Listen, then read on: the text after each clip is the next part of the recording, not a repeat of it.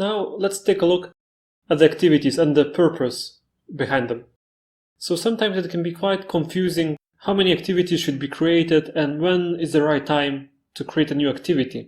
So basically the rule of thumb here is to create a new activity each time there's a new task for a user. So whenever a user wants to do a single goal in mind, so then you should create a new activity. So maybe when you are viewing a stock list, a portfolio list, so that's one activity. And when you're trying to add a new item to the portfolio, that could be another activity.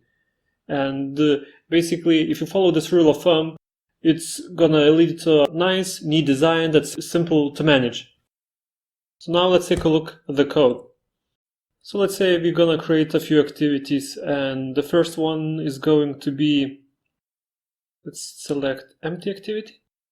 And let's say the first one is going to be stock portfolio list activity. Let's create that. And now let's create another activity for, let's say, add new stock item, let's say. And basically you're creating activities for each goal that a user might want to achieve, for each one activity for one task.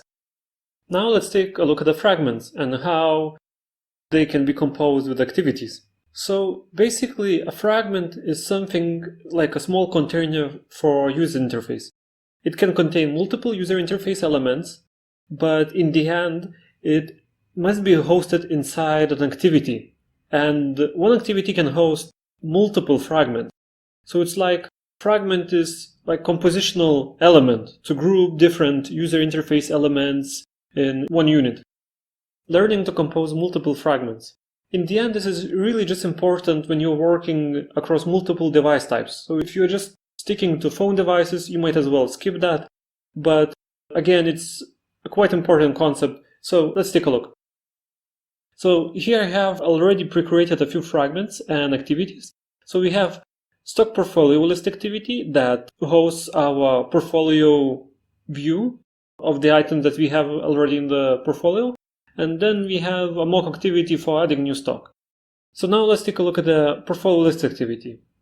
So basically what happens here is that we take our layout. Let's take a look at this layout in the text. And well, we can see that it's a simple linear layout and it has two frame layouts inside. And what's important here is that we have these two containers, fragment container 1 and 2.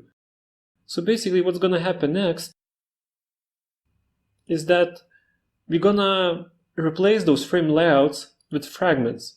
So that's how you add fragments inside activities. Well, that's the most robust way. So you get your support fragment manager, begin transaction, replace one fragment, and then you begin another transaction and add the list fragment. So the first one, let's call the fragment summary fragment. Maybe it will contain some kind of summary about our portfolio.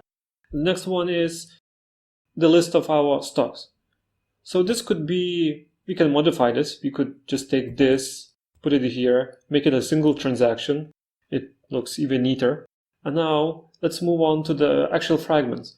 So the summary fragment, it's really simple. It doesn't contain anything, no logic yet.